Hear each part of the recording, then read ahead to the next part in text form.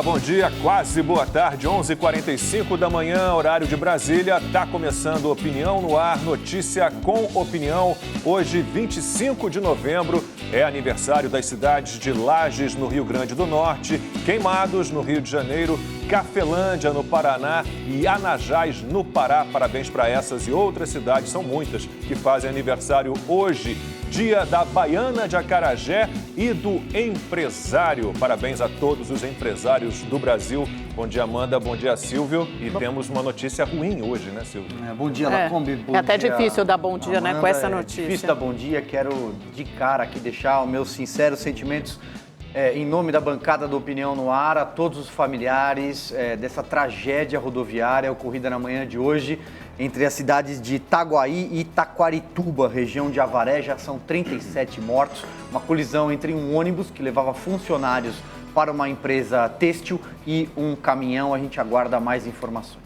Daqui a pouquinho a gente fala um pouco sobre isso. Também vou dar bom dia ao nosso comentarista Rodrigo Constantino, que estará com a gente diariamente aqui. A base do Rodrigo é a Flórida, nos Estados Unidos. Bom dia, Rodrigo. Bom dia, Lacombe, bom dia a todos. E, de fato, aí uma péssima notícia, né? Infelizmente, morre-se muito ainda em acidentes de trânsito no Brasil e nos Estados Unidos. É algo que temos em comum aqui nos dois países. Numa estrada de mão dupla, né? Bem diferente das estradas que a gente tem normalmente em São Paulo, que tem uma malha rodoviária realmente muito boa, entre as melhores, se não a melhor do Brasil. Mas essa estrada era uma estrada estreita, mão dupla. Falaremos um pouquinho sobre isso. Você pode acompanhar o Opinião no Ar pelo YouTube, pelas redes sociais da Rede TV, Twitter, Facebook e Instagram. E temos um Twitter oficial, um Instagram oficial, @OpiniãoRedeTV. A gente espera a sua participação. Use sempre a hashtag Opinião no Ar. E vamos ao nosso assunto principal de hoje. A nossa pauta é a seguinte: o Novo Cangaço. Mais uma cidade do interior foi atacada por ladrões. Dessa vez o alvo foi Araraquara, aqui em São Paulo. Por que esse tipo de crime cresceu? Quem são as quadrilhas que fazem esses ataques? Como combater esses bandidos? Como evitar essas ações criminosas tão violentas?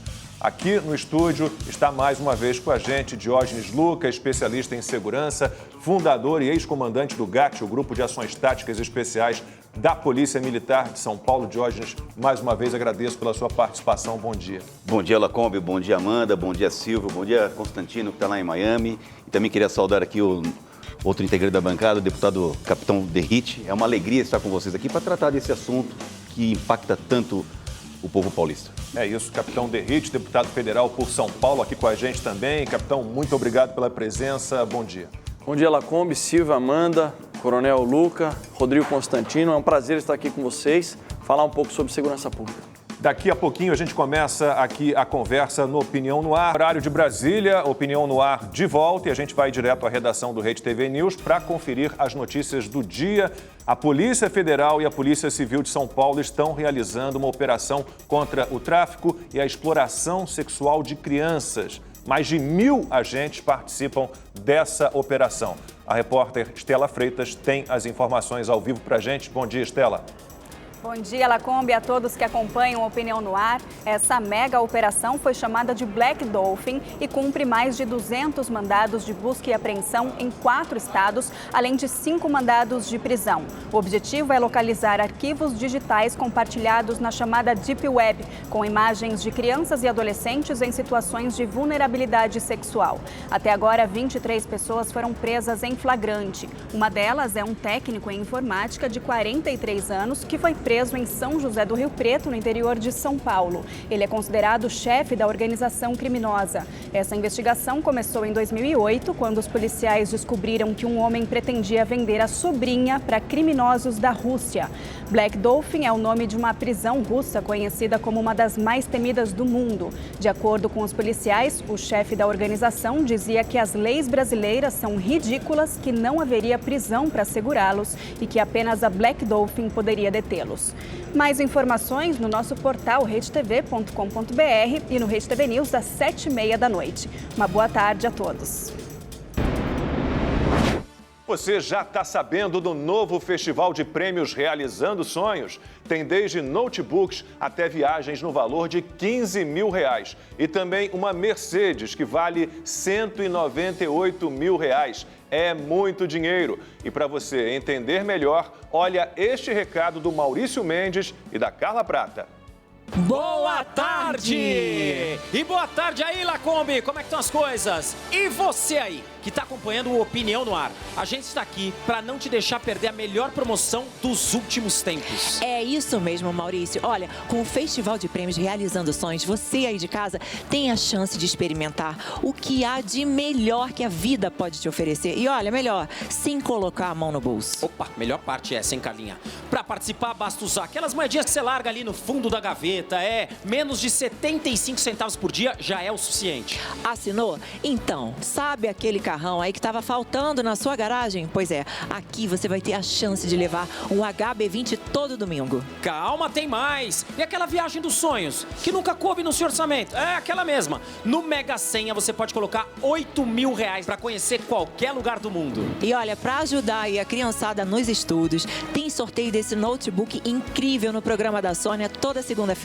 E aí, se você não ganhou na Sônia, fica tranquila. Porque no Alerta Nacional a gente também sorteia essa belezinha de terça a sexta-feira.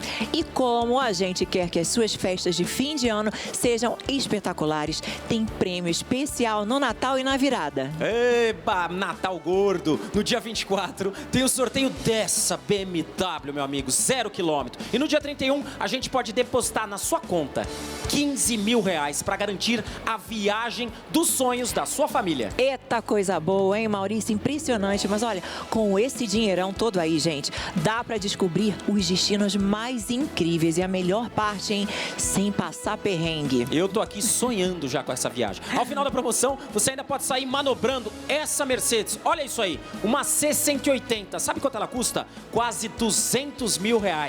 Vai perder essa chance? Ah, claro que não. O pessoal daí de casa vai assinar. Assina agora, então, gente, o Rede TV Plus e deixa a sorte entrar na sua vida. Beijo, Lacombe. Valeu, tchau, tchau. Legal, estamos de volta, quase meio-dia, 11h59, horário de Brasília. Antes da nossa pauta principal, vamos falar um pouquinho dessa operação. Estela Freitas trouxe as informações para a gente. Polícia Federal, Polícia Civil de São Paulo, no combate ao tráfico de crianças, exploração sexual de crianças, pedofilia. Capitão Derrite, esse é o tipo do caso que a gente não pode agir de outra maneira. Polícia e justiça têm que ser implacáveis em casos assim. Concordo, a tolerância tem que ser zero, Lacombe, mas o que a grande dificuldade no Brasil, que mesmo a polícia fazendo um excelente trabalho, e aliás eu quero parabenizar os policiais envolvidos nessa investigação, após a investigação, o processo penal, toda a persecução penal, eventualmente a condenação dos culpados, a legislação penal brasileira ela é muito benevolente com o criminoso. Prevê uma pena de 4 a 8 anos de reclusão apenas. Isso, na minha concepção, o criminoso deveria apodrecer na cadeia por um crime bárbaro como esse. Então, gera um problema, atrai, inclusive, quadrilhas internacionais para praticar esse tipo de delito aqui no Brasil, porque a nossa legislação ela é branda e favorece o criminoso. Infelizmente. Diógenes, quer acrescentar alguma coisa? Eu faço minhas palavras do deputado, do capitão Derrite, porque realmente o que acontece? Pega uma pena como essa, ainda tem a lei de execuções penais, que ela favorece que depois de 1/6 da pena já tem direito a uma liberdade condicional, regime semiaberto. E esse tipo de sensação de impunidade é a mãe da reincidência, né? Então é um aspecto que realmente precisa, eu não diria mudar a legislação no sentido de aumentar mais de 30 anos, mas deixar para alguns tipos de crime, alguns tipos de conduta criminosa, uma restrição muito maior da liberdade e uma redução dos benefícios no cumprimento da pena. Nesse crime específico, isso não foi contemplado pelo pacote anticrime, deputado? O senhor deve O pacote anticrime, Amanda, ele alterou o artigo 75 do Código Penal, eu fiz parte de todo esse processo lá na Câmara, aumentando de 30 para 50 anos a pena máxima. Só que nesse crime específico não foi previsto. Então, no Brasil, o criminoso ele poderia ficar preso no máximo 30 anos. Isso porque a nossa legislação penal era da década de 40. Mas aumentou para 40 agora, né? Isso, 40 anos. Previa 50, mas o Congresso diminuiu e achou o meio termo 40. Porque a expectativa de vida do brasileiro, que era de 60 anos de idade na década de 40, passou para 75 anos. Mesmo assim, na minha opinião, e creio que seja de boa parte da população brasileira, um crime bárbaro como esse, apenas 4 anos, ou se pegar a pena máxima 8 anos, como o coronel Diógenes Luca falou, mesmo tendo a pena máxima, ele, se for réu primário, cumpre 1/6 da pena e já é posto em liberdade. O que dizer de um tio que ia vender a sobrinha para uma quadrilha russa de exploração infantil, algo absurdo.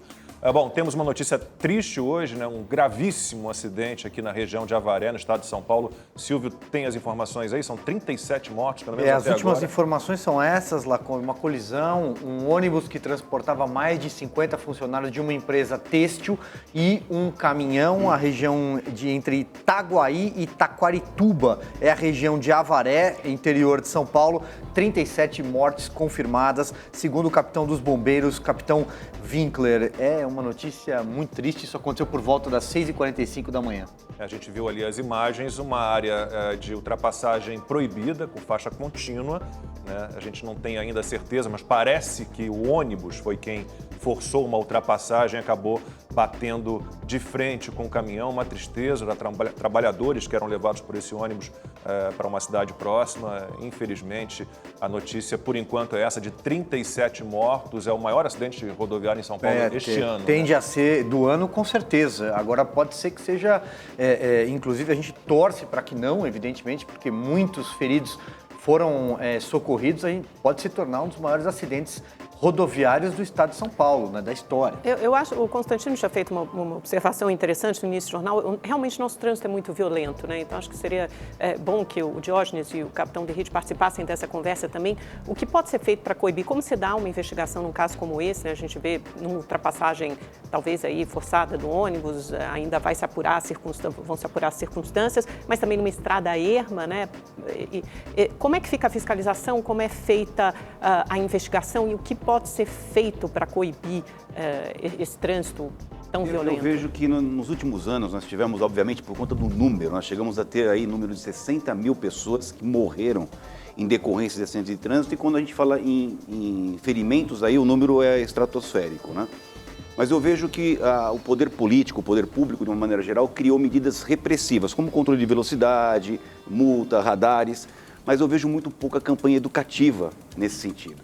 Então, penso que um grande espaço era de fazer trabalhos de educação para as crianças nas escolas, campanhas publicitárias mostrando que esses números são absurdos aqui, dirigir alcoolizado, como a gente vê de forma recorrente, aí, acidentes e tragédias que deixam famílias enlutadas para o resto da vida. Então, eu acho que um bom caminho seriam campanhas educativas nesse sentido. E a culpa continua sendo quase sempre do motorista, ou dos motoristas, né, capitão? Eu concordo. E a gente tem uma cultura no Brasil de querer sempre aumentar o rigor da legislação penal para quem comete a falha. Isso que o Diógenes Luca falou, o coronel falou, é extremamente interessante. Primeiro porque São Paulo, vamos pensar em São Paulo. Só o estado de São Paulo, ele tem dimensões maior do que muitos países da Europa, por exemplo. O efetivo da Polícia Militar Rodoviária, que tem o trabalho de fiscalização também, de coibir exageros por parte do condutor, ele é eficaz, mas o efetivo não dá conta tamanha grandiosidade do nosso estado e das nossas estradas. Então não há outro caminho a não ser o da educação pública e conscientização dos motoristas para evitar e diminuir esse número que, infelizmente, é uma lástima para o povo brasileiro, o número de mortes por acidente de trânsito. Rodrigo Constantino falava no início que a situação nos Estados Unidos, Rodrigo, é até parecida, não é assim um trânsito tranquilo, ainda que haja estradas boas, né? Pelo menos na Flórida, o seu estado aí, que eu conheço melhor, as estradas são muito boas, mas o número de acidentes também não deixa de ser alto, né? E não, isso que eu ia comentar, né, Lacombe, assim, tem vários fatores para acidentes dessa natureza e para tantas milhares de vidas perdidas em acidente de trânsito. A qualidade das estradas é um fator no Brasil muito mais relevante do que nos Estados Unidos, que são estradas de excelente qualidade.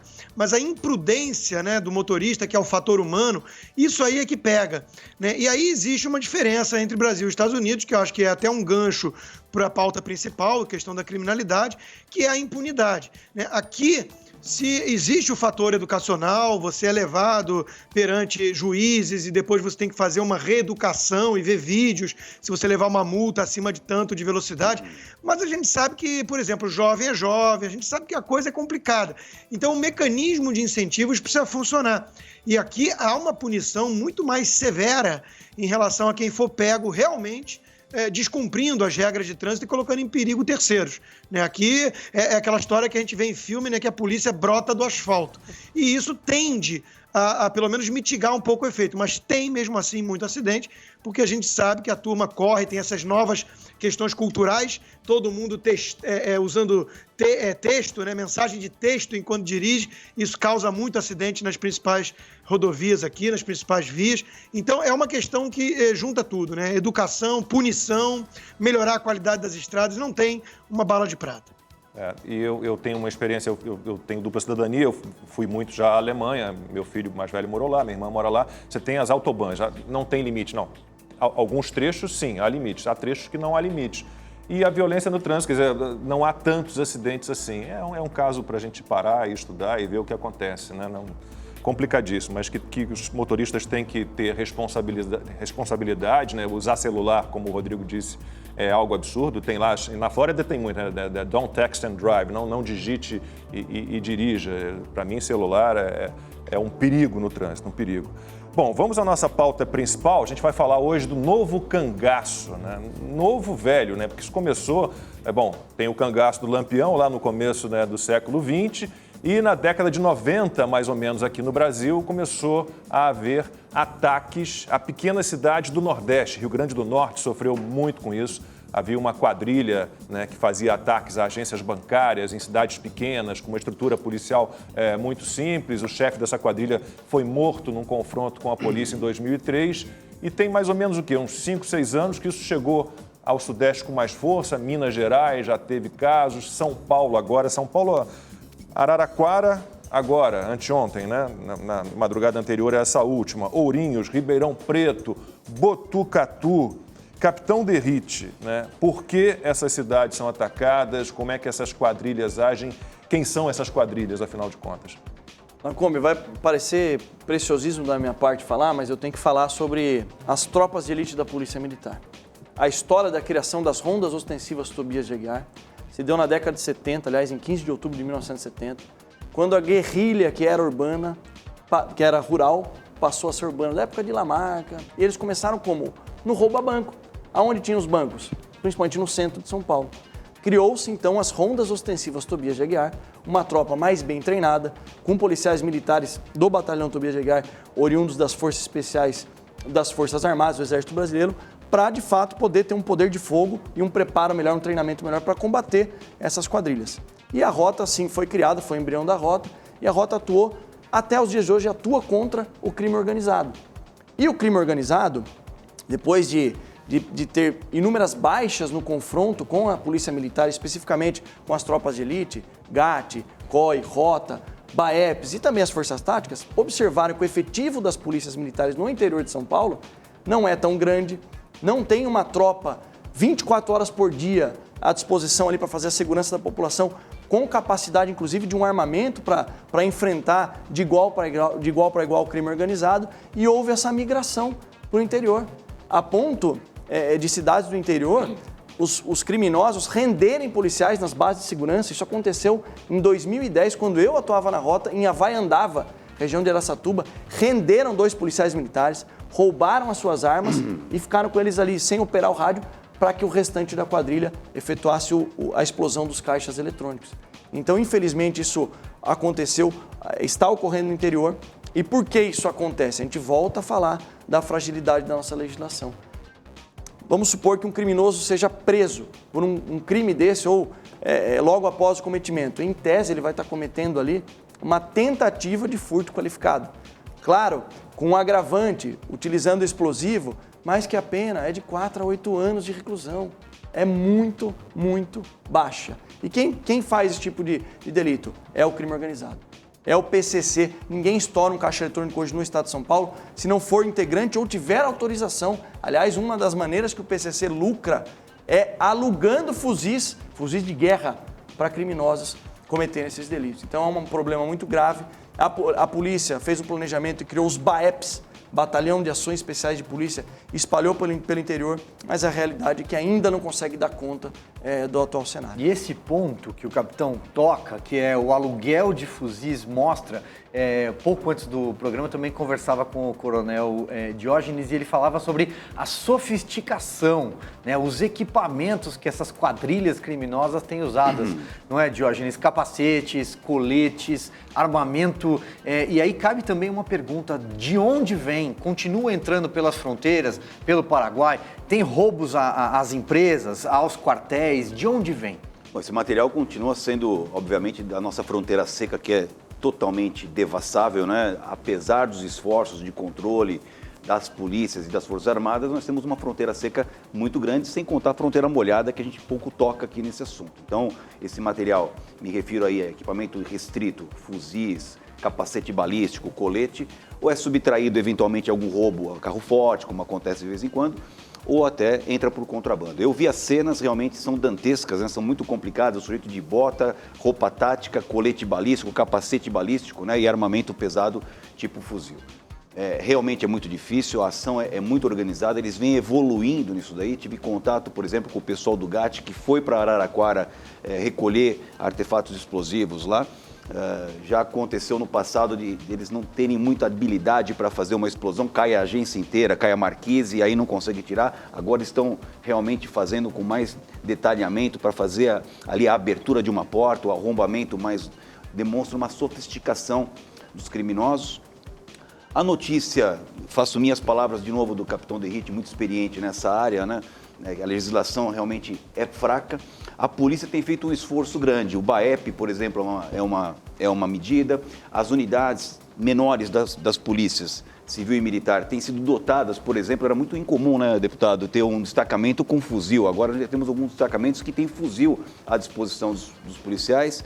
Existe um plano de contingência, eles chamam isso de operações ultraviolentas. Então a polícia já tem uma metodologia, um plano de contingência para lidar com isso daí. Posso detalhar posteriormente para não ficar uma resposta muito longa, mas o fato é que nas cidades do interior ainda é muito frágil a estrutura de segurança para dar conta de 20 criminosos fortemente armados com uma intenção clara para fazer um roubo dessa natureza. Só puxando pela memória aqui, há muitos anos mesmo, eu fiz uma matéria sobre entrada de armamentos pela Baía de Guanabara, porque você tem ali na Baía de Guanabara Baixada Fluminense, você tem acesso por barco até essas comunidades. E eu me lembro bem dessa reportagem, tem, sei lá, 30 anos, 20 anos, de entrada de armas, equipamentos militares por barcos, às vezes pesqueiros, barcos rebocadores, que encostavam ali nas comunidades, na orla, na beira da Baía de Guanabara. É muito complicado, Amanda. Agora, capitão Derrite, Diógenes, é possível combater essas ações de quadrilhas do crime organizado com operações também de inteligência? E como se dá o depois? Porque até ontem, quando eu tinha visto, nenhum criminoso foi preso. Foram que eles usaram fuzis explosivos, acho que foram mais de 20 criminosos envolvidos nessa ação. Então, como é que se dá depois a operação seguinte para tentar encontrar esses criminosos, prendê-los e também anterior combate na ação de inteligência? Amanda, todo mundo sabe que não há crime perfeito. Então, todo crime, ele deixa o seu vestígio. Agora é confiar no trabalho da polícia investigativa, nesse caso da polícia civil, no serviço de inteligência da polícia militar, que com certeza vai efetuar a prisão, se não de toda a quadrilha, mas de boa parte dessa quadrilha. Agora você tocou num ponto que é muito interessante. Como combater? Como evitar que isso aconteça? Trabalho de inteligência. Eu volto a falar, o São Paulo, dimensões maiores do que muitos países. Como a gente consegue? Efetivo da Polícia Militar não dá conta. E nosso efetivo, infelizmente, isso é uma realidade, eu tenho que trazer para vocês. Há 15 anos atrás, a Polícia Militar tinha quase 100 mil homens na ativa. Hoje tem 83 mil. Ou seja, a população aumenta, o crime aumenta, o efetivo nosso, infelizmente, diminui. Então, como combater? Com serviço. No Rio, desculpa interrompê-lo, no Rio há pouco tempo saiu a notícia de que as facções criminosas, os traficantes, têm mais soldados, entre aspas, do que as forças policiais no estado. Isso é um grande prejuízo. Agora, como combater? Com o serviço de inteligência. E ano passado, uma ocorrência parecida com essa, na cidade de Guararema, e aí é um trabalho de integração. A cidade de Guararema é uma cidade ali no Vale do Paraíba, onde criminosos foram com essa mesma intenção, só que o serviço de inteligência atuou, programaram uma operação e a cidade tem poucas saídas e entradas e, além disso, existe uma integração da Polícia Civil, Polícia Militar, Guarda Civil Municipal, existe um centro de inteligência, de controle. A cidade é toda loteada por câmeras de monitoramento. E aí a Polícia Militar, claro que houve o confronto, 13 criminosos morreram. O objetivo da polícia nunca é a morte mesmo do criminoso. Quem escolhe o confronto é sempre o criminoso, mas eles não tiveram êxito aí porque o serviço de inteligência atua. Eu vou passar a palavra ao Rodrigo Constantino, que está diariamente com a gente, ele que mora na Flórida, nos Estados Unidos. Rodrigo, estava puxando pela memória aqui, eu acho que um caso como esse que a gente teve em Araraquara, Botucatu, Ribeirão Preto, que tivemos no Nordeste, já aqui no Brasil, nos Estados Unidos eu não tenho notícias de nada parecido. Eu me lembro, década de 70, dos Hells Angels, lembra? Que de vez em quando eles entravam numa cidadezinha e saíam quebrando tudo, mas não era para assaltar banco. Era para fazer baderna, bagunça, vandalismo, se meter em confusão e em briga. Qual é a situação aí? Como é que você, dos Estados Unidos, olha esse caso brasileiro? Olha, lembra do Miami Vice na década de 80, né? Criou até aquela série famosa. Nova York também já foi dominada pelo crime, Chicago. Então tem focos de criminalidade e muita ousadia aqui também. Mas essas cenas de cangaço à la brasileira, realmente a gente não vê muito por aqui. Eu queria trazer para o debate exatamente o aspecto cultural, Lacombe, se me permite, e perguntar principalmente para o capitão Derrite, né? Que está lá na ponta final tentar mudar a lei, né? Porque todo mundo está reconhecendo que a impunidade tem um elo direto com essa ousadia. E tem outras questões, o tráfico de arma pesada, despreparo da polícia, tem tudo isso que a gente sabe e a sensação que fica é que está enxugando gelo. Mas eu queria trazer esse aspecto cultural. Até que ponto dificulta para a mudança de leis que tornem mais duras as penas para esses bandidos, né? Essa visão ainda muito romantizada e predominante no Brasil, que trata até mesmo o marginal como herói. Às vezes tudo é uma questão social, é como se fosse apenas falta de oportunidade, levasse o sujeito a viver dessa forma, e por outro lado uma demonização da polícia. A polícia é tratada como fascista. Nós somos do Rio, Lacombe, a gente sabe muito bem o que aconteceu com essa mentalidade desde que Brizola assumiu e blindou favelas e por aí vai. Então, como é que fica esse aspecto cultural, essa mentalidade que trata, por exemplo, como herói, ou tratou já, né, um terrorista como Cesare Battisti? Porque nós sabemos da ligação desses narco-guerrilheiros, desses comandos vermelhos e tudo mais, com o fator ideológico político. Como é que fica isso na questão do Congresso? Capitão. Rodrigo, respondendo a você, acho que é uma pergunta de uma dúvida de todos, né? Vocês não imaginam, primeiro, a minha frustração e, segundo, a dificuldade que é aprovar no Congresso Nacional qualquer medida que venha a encarecer o custo do crime. E por que eu falo encarecer o custo do crime? Tem um autor norte-americano, Gary Becker, escreveu A Teoria Econômica do Crime, em 1968, se eu não me engano, ganhou o Nobel em 92 com essa obra, e ele trata o crime como um negócio. É uma visão econômica sobre o crime. Nos países onde a criminalidade é muito alta, é porque o crime realmente compensa muito. É um negócio lucrativo. Qual que era o meu objetivo como um policial militar que atuou por muitos anos na tropa de elite, na rota, combatendo o crime organizado? Eu vou chegar no Congresso Nacional, vou falar o óbvio para os demais deputados, com a minha experiência, inclusive, de vida, por ter arriscado a minha vida inúmeras vezes, e todos vão me ouvir e concordar. Infelizmente, com a minha frustração, que muitos parlamentares têm justamente essa visão romântica que o Constantino falou. Que o criminoso, na verdade, olha, ele é um coitado. Vítima da sociedade. É isso, é uma vítima da sociedade. Isso daí é a hipocrisia, pessoal. Porque eu não tenho uma comunidade, com todo respeito, o pessoal chama de favela, mas não tenho uma comunidade na cidade de São Paulo. Mas eles próprios chamam de favela, então Sim. eu já fui consultar para não fazer besteira. Exato. A Associação de Favelas, pode chamar de favela à vontade. Não tem uma favela em São Paulo que eu não tenha entrado. Entrado, que eu digo, para combater o criminoso. A maioria ali é gente trabalhadora de bem. Eles não gostam do criminoso, do traficante. Mas quem deveria mudar a legislação, encarecer o custo do crime, que somos nós, deputados, acaba tratando o criminoso como coitadinho, coloca ele debaixo do braço. E existe sim a bandidolatria no Brasil, que é aquela cultura que o Constantino falou, e não é só no Congresso Nacional. Faço meia culpa sim. Nós temos aí, o Constantino, a recomendação 62 do CNJ, que durante a pandemia recomendou que todos os criminosos fossem postos em liberdade, porque afinal de contas, sob o pretexto da pandemia. Aliás, eles não estão isolados? Não estavam isolados? A política não é de isolamento? Deixe eles isolados lá. Acaba com as visitas. Colocaram mais de 35 mil criminosos nas ruas. O que esses... Aliás, 2 líderes da facção criminosa que comanda praticamente todo o crime organizado em São Paulo. Dois.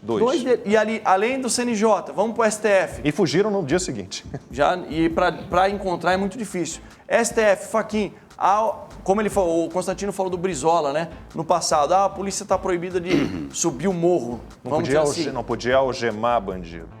Houve um caso de um bandido no banco de trás do carro da Polícia Militar que conseguiu tirar a arma de um policial e o matou. Matar o policial. Porque ele não podia ser algemado na época do Brizola. Em 2020, um ministro do STF proibiu as operações na favela do Rio de Janeiro. Primeiro terrestre, depois ele proibiu sobrevoo. Então, Constantino, para mim é uma grande frustração, mas eu vou seguir lutando para alterar a legislação penal, a lei de execuções penais, encarecer o custo do crime e que bandido não tenha impunidade no Brasil. O Silvio estava dando uma olhadinha ali no Facebook, no YouTube também, as pessoas querem fazer a mesma pergunta que a gente recebeu aqui do Sidney Sobreiro, que é um complemento ao que o senhor já falou. O que o Congresso tem feito para reprimir a atuação de facções criminosas nos estados? O que o Congresso pode fazer e tem feito? A nossa obrigação é alterar a legislação.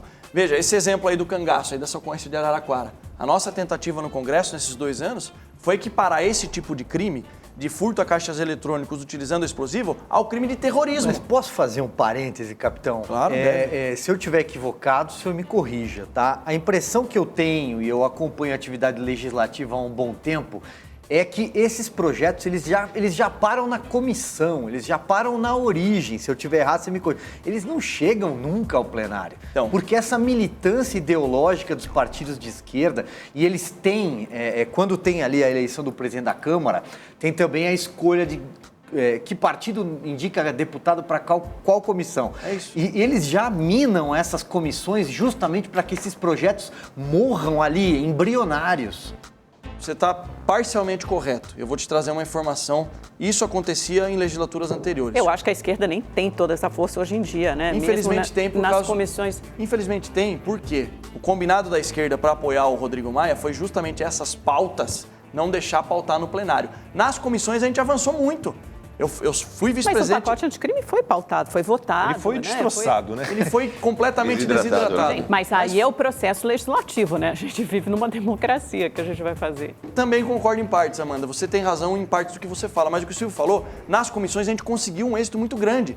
Só que o regimento interno da Câmara dos Deputados fala o seguinte: o que vai ser pautado no plenário é um poder absurdo na mão do presidente da Câmara e com o Rodrigo Maia, infelizmente, nenhum projeto de lei significante para a segurança pública foi pautado. Nas comissões avançamos. Eu fui vice-presidente da Comissão de Segurança Pública, mas parava no plenário, não era colocado para... Eu não ligo de perder na votação. É isso que a Amanda falou, por isso que eu falei concordo em partes. Democracia existe para isso. Eu não ligo de perder no voto, mas vamos votar. Vamos ver a população pressionando os deputados, que o deputado morre de medo de rede social. Aqueles que defendem esse tipo que idolatram o bandido. Eu não ligo de perder no voto, mas infelizmente nem no plenário esses projetos chegam a ser analisados. Diógenes, e você, de que maneira reage? Por exemplo, tivemos nas últimas eleições para governo do estado no Rio uma candidata dizendo que o assalto ele é legítimo, porque o assaltante tem o direito a ter o que você tem e ele não teve condições de ter. É mais ou menos a história de todo bandido é uma vítima da sociedade. Eu vejo assim como uma definição, uma palavra para definir isso é uma hipocrisia, né? Nós somos um país muito desigual, a Covid-19 mostrou o tamanho da nossa desigualdade e eu acho que até um pouco por conta disso, as pessoas acabam confundindo uma coisa com outra, né? Por exemplo, na medida que o capitão Derrite citou aqui a questão de não subir numa favela, né? Nós estamos prejudicando as pessoas que moram lá, porque a esmagadora maioria das pessoas que moram numa comunidade é gente de bem. É gente que acorda cedo, pega 3 ônibus para trabalhar, pega mais 3 ônibus para voltar para casa. E não é refém da polícia, é refém de traficantes. É refém desses criminosos. Né? Então, esse é um aspecto que causa muita estranheza para nós. E eu queria também deixar registrado aqui um fato emblemático, né? Quando o capitão Derrite, deputado, citou aqui essa questão da soltura de presos, né? Do CNJ. Vocês não podem imaginar como repercute para um policial que está na linha de frente ver um sujeito como o Adriano sair pela porta da frente e desaparecer, né? Um sujeito com toda a sua periculosidade, com todo o seu poder econômico, autorizado por pela justiça. Eu acho que só cabe uma ponderação. Eu entendo quando vocês falam, eu acho que ninguém tem que vitimizar criminoso nem nada. Acho que existe essa questão social, são questões diferentes, mas talvez ela esteja na raiz também dessa criminalidade de jovens que moram na periferia ou moram nas favelas, que não têm acesso a determinados bens e acabam sendo cooptados por essa organização criminosa. Então, acho que existe essa frente de batalha também, como existe a frente de batalha de impunidade. Eu acho que são frentes de batalha que podem andar concomitantemente, podem caminhar juntas e são frentes de batalha diferentes. Acho que a gente não pode atuar só numa, né? Falar impunidade, não. Tem que se trabalhar na questão social também e da desigualdade social, como o Diógenes levantou aqui, que está na raiz, sim, da falta de oportunidade de muitos desses jovens que acabam cooptados pelas organizações criminosas, se não nas favelas ou na periferia, mas depois nos presídios. E também tem que se endereçar a questão da violência da polícia, porque muitos jovens desses morros e crianças acabam mortos em confronto entre policiais e bandidos e muitas vezes por armas de policiais, né, como a menina Ágata e mil outras aqui que a gente recorda no Rio de Janeiro. Eu nunca vi um estudo, Amanda, até hoje, que relaciona a pobreza com criminalidade, né? Ou seja, a pobreza gera criminalidade. Mas eu posso dizer, como policial que fui durante 30 anos, que se nós tivéssemos um país um pouquinho mais igual, ou um pouquinho menos desigual, acho que muitas crianças optariam por seguir um caminho da honestidade e da decência, de ser um trabalhador correto, do que migrar, pender para o crime. Exatamente isso, é exatamente isso. E também admito que nós tenhamos, obviamente, numa instituição, falando da minha polícia militar, com 83 mil homens na ativa, né, pessoas que têm desvios de conduta. Então, isso acontece também. Mas vejo eu que... E acontece em qualquer classe social, eu vejo que é muito factível, como você disse, caminhar nas duas frentes, sabe? Caminhar nas duas frentes. Trabalhar na parte social para a gente diminuir esse interesse ou essa falta de esperança de um jovem seguir o caminho do bem, seguir o caminho da ordem, do trabalho e não se iludir pelo caminho do crime, porque esse caminho do crime só tem dois destinos. Ou ele vai ser morto ou ele vai ser preso. Esse é o caminho de qualquer criminoso. Na minha visão, na minha experiência, é apenas uma questão de tempo. Constantino, Diógenes, Luca trouxe aqui um questionamento sobre pobreza e criminalidade. Eu, pessoalmente, concordo com o Diógenes, não vejo uma relação, acho que é uma questão de índole. Falamos também, a Amanda puxou um pouquinho a história da desigualdade social. Eu prefiro pensar sempre no combate à extrema pobreza, à pobreza e à desigualdade social a gente vai ter sempre. Obviamente que a ideia é que a gente suba o padrão de vida de todo mundo, desde dos mais baixos até as classes mais altas. E aí, o que você tem a dizer? Não, exatamente, né, Lacombe? A gente tem que lembrar, como já disse o próprio Diógenes, que a imensa maioria nessas comunidades mais pobres é formada por gente honesta, trabalhadora. Isso é o povo brasileiro, né? Então, é óbvio que é uma escolha moral. É óbvio que é uma questão, às vezes, até de ideologia, por isso me preocupa essa mentalidade romântica e esquerdista, né? O herói revolucionário, né? O marginal é o herói revolucionário. E combater excessos de polícia é uma coisa, né?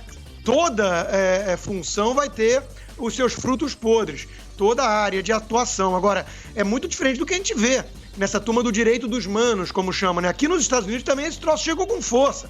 Antifa, Black Lives Matter, falando em tirar recursos da polícia. Isso prejudica quem? Isso prejudica os mais pobres, né? Agora, eu quero lembrar que o maior terrorista de todos da Al-Qaeda, o Bin Laden, era um milionário, saudita, herdeiro, né? O Marcola era um sujeito de classe média, média alta. Então, vários vieram da classe média, dessas lideranças de grupos criminosos, né? E sobre a democracia, a gente tem que lembrar também que é verdade, né?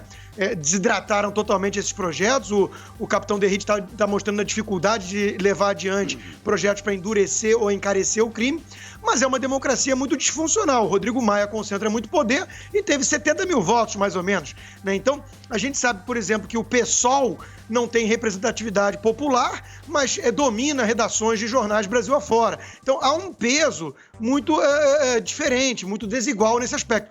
O Estatuto do Desarmamento foi reprovado pela população e foi adiante no Congresso. Então nós não temos voto distrital, nós não temos uma proximidade maior entre eleitor e representante. Nós temos uma democracia muito disfuncional. Se for averiguar lá fora, eu não tenho dúvida que o povo é muito mais conservador e quer endurecer com bandido, sim. Eu adoro essa história do Shaquille O'Neal, você viu, né? Falando sobre o unfund, ou tirar o financiamento da polícia. Ele falou, mas peraí, e quando o negro precisar da polícia, ele vai chamar quem? Os Ghostbusters, os caçadores de fantasmas? E deu uma encerrada no assunto. O Silvio estava dando uma olhada aí nas perguntas dos espectadores. Exatamente. Até porque, se é fato que existem maus policiais, pode ter certeza que existem muitos maus jornalistas também. Mas Lacombe, eu que fico de olho aqui em todo mundo que escreve, que faz o Opinião no Ar com a gente. Capitão Derrite, tem perguntas aqui sobre integração das polícias. Qual é a sua avaliação?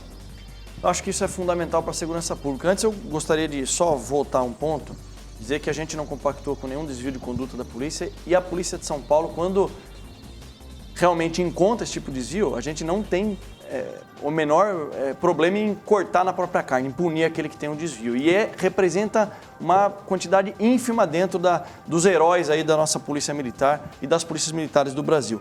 Bom, integração entre as polícias é fundamental. Vejam vocês, nós não temos, Silvio, uma base de dados integrada entre as forças de segurança no país. Olha a dificuldade, eu atuava no patrulhamento ostensivo em São Paulo e se viesse um criminoso, foragido da justiça de Minas Gerais, um homicida, um cara que tirou a vida de alguém, eu não tinha como consultar a vida pregressa desse cidadão ou desse criminoso. Vamos supor que ele fosse procurado. A base de dados em São Paulo, que é feita por uma empresa chamada Prodesp, ela não se comunica com a de Minas, que não se comunica com a do Rio. A do Rio de Janeiro, hoje, 2020, o policial militar no Rio de Janeiro, Lacombe, ele consulta através de um aplicativo chamado Sinesp Cidadão, que qualquer pessoa pode ter acesso. Isso é um absurdo. Qual é o esforço do Ministério da Justiça e Segurança Pública, do governo do presidente Bolsonaro? É fazer essa integração da base de dados. Ou seja, se ele cometer um crime em Pernambuco e estiver em Minas Gerais, vai sair lá que ele é procurado pela justiça ou que ele já respondeu a algum tipo de crime que pode levar até uma investigação. Além disso, o sistema da justiça. Como funciona em São Paulo? O criminoso, um juiz expediu lá um mandado de prisão de um criminoso. Pega-se um papel em 2020. Esse papel é levado até a Prodesp, eles vão cadastrar, dizer que o criminoso, a partir daquele momento, está foragido da justiça ou ele é procurado, existe um mandado de prisão. Só depois de algum tempo entra no sistema, só depois de algum tempo o policial pode consultar e saber. Isso é um absurdo. Então, o que o Ministério da Justiça e Segurança Pública está tentando fazer é a integração dessa base de dados. Carteira de identidade. Não temos uma carteira de identidade nacional. Aquele sujeito que matou o namorado lá, que acabou indo para o Paraná, tirou uma nova identidade lá. Matou o ator e os pais do menino. Exatamente. Então, assim, são coisas assim, tão básicas que a gente poderia ter evoluído já há muito tempo para poder causar uma maior dificuldade para o criminoso e a gente fica aí nessa bateção de cabeça. É claro que eu posso falar uma coisa importante, né? Em termos de integração, que foi a sua pergunta, Lacombe, houve muitos avanços, né? A gente tem muitas operações integradas hoje com o Ministério Público, a Polícia Civil, a Polícia Militar. Essa que o deputado citou lá em Guararema, ela teve uma operação conjunta de inteligência. Nós tivemos muitos avanços, mas entre aquilo que é o ideal e imaginário, o que nós fazemos na prática aqui, tem uma distância muito grande. A gente tem uma pergunta também que nos chegou pelo Twitter, não sei se a gente tem condições de colocar essa pergunta já aqui no telão, para fazermos, está aqui a pergunta, olha, do Ricardo Braga. Eu gostaria de saber, Lacombe, por que a polícia não legaliza as armas apreendidas e as coloca à disposição da própria polícia? Qual é o empecilho para se fazer isso? Boa tarde a todos. A gente vai, vamos lamber a cria, vai. Opinião no Ar, o melhor programa da TV brasileira. Bom, deputado, facilitaram um pouco o confisco, né, de bens de bandidos, né, o leilão desses bens e o investimento desse dinheiro no combate ao crime organizado. Sobre as armas, isso também está incluído? Não. Infelizmente não, foi uma luta nossa. Isso foi tratado na medida provisória 875, que permitia a alienação dos bens imóveis, os bens móveis dos criminosos, mas só do tráfico de drogas. Só para lembrar que os partidos de esquerda votaram contra a medida porque eles se preocupam muito com a propriedade privada de bandidos. É isso. Então, helicópteros, que foi um caso... Tem um caso emblemático da Polícia Rodoviária Federal que apreendeu um Camaro. De maneira muito inteligente, a Polícia Rodoviária Federal fez o quê? Estilizou ele todo com a insígnia PRF. Aquilo ali é uma demonstração de força. Ó, você criminoso que comprou esse veículo com o dinheiro do crime, lavando o dinheiro, a gente está utilizando agora para prender os seus comparsas. Então avançou bastante a medida provisória 875, a alienação de bens móveis, porém não amparou a questão do armamento. Então existe aí uma brecha que seria muito importante, já que o crime organizado possui armas de grosso calibre, muitas vezes superior a que as forças policiais possuem, seria uma medida extremamente importante. Nada mais justo do que voltar para a mão da própria polícia que prendeu esses criminosos e fazer a segurança da população. Eu tenho uma outra colocação aqui para fazer. Eu acho que a gente falou um pouco de desvio de condutas de policiais e eu quero perguntar a vocês dois o que pode ser feito para mudar o treinamento e a cultura da polícia, porque embora o capitão Derrite diga que são desvios de conduta e que esses maus policiais são investigados e são afastados, eu acho que às vezes é mais do que um desvio de conduta. Às vezes eu acho que é uma cultura muito violenta na polícia e a gente vê nas abordagens, principalmente na abordagem de pretos e pobres na periferia, nas favelas no Rio de Janeiro, como eu disse, crianças que acabam morrendo pelo armamento da polícia. Isso não é mau jornalismo, é bom jornalismo apontar esses desvios de conduta que eventualmente são uma cultura policial e também não é tabu nenhum falar sobre isso e o que pode ser mudado e aperfeiçoado na cultura e no treinamento policial. Olha, eu acho que a sua visão, Amanda, com todo respeito, está completamente equivocada. Vou falar da Polícia Militar, que é a minha base, minha formação. Eu, jovem, passei na FUVEST com 18 anos e fui fazer academia militar lá. A Polícia Militar que tem mais grade curricular, carga horária de direitos humanos na sua formação é a Polícia Militar de São Paulo. É sim uma quantidade ínfima perto da grandiosidade do que a Polícia Militar de São Paulo faz. A Polícia Militar de São Paulo atende 45 mil ligações 190 por dia. Não é desmerecer o trabalho da polícia de forma alguma. Vocês sei, fazem um trabalho heróico em muitos momentos. Disso. É só para apontar. Eu só estou colocando um contraponto. Posso acrescentar só um fator para a análise do capitão Derrite? É porque eu vejo muita gente falando, né, que é uma atuação diferente, por exemplo, na favela. Eu estou falando do Rio de Janeiro, por exemplo, onde eu vivi 38 anos. É uma atuação diferente quando a polícia vai no Rio, na favela, no morro, e quando age no Leblon ou Ipanema, né, ou Copacabana. E também gostam de falar que contar número de pessoas que foram mortas pela polícia. Bom, se você tem um confronto e se a situação é uma cena de guerra onde na favela os bandidos estão altamente armados e entrincheirados, eu realmente gostaria de saber como é que você vai ter um confronto sem ter perdas humanas, né? Porque não é uma questão de preconceito racial, isso realmente não vejo nenhum sentido nisso. Agora, achar que vai subir cantando Imagine, do John Lennon, e soltando bolhas de sabão, né? E com isso, chamar todo mundo para uma conversa, é realmente uma coisa utópica. Então, se você é recebido a chumbo nesses morros, onde os bandidos estão entrincheirados, eu não consigo ver realmente como condenar a polícia por uma truculência maior em relação à troca de fogo. Constantino, as perdas humanas às quais você se refere são crianças que morrem em confrontos ou crianças que morrem vítimas de balas perdidas e muitas vezes essas balas são da polícia. E não só assim, as investigações muitas vezes mostram isso. Eu discordo, sabe por quê? Porque o que tem espaço na mídia, com todo respeito a vocês aqui, mas na grande mídia, o que tem espaço é somente quando existe um erro do policial.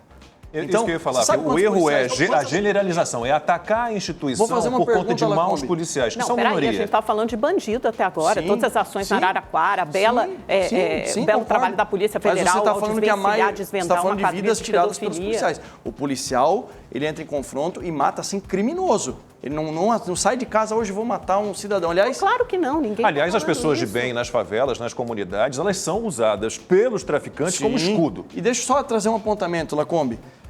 O que tem espaço na grande mídia, quando acontece uma falha policial. Alguém aqui sabe quantos policiais morreram esse ano em serviço?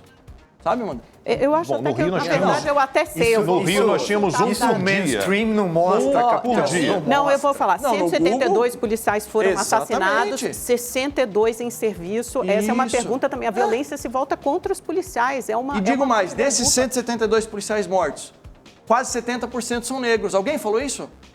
Não, fala que o policial militar, atua contra o pobre negro da periferia. Não, tivemos uma capa da Folha de São Paulo esse fim de semana dizendo que ótimo, então a gente precisa ter mais capas mostrando a verdade.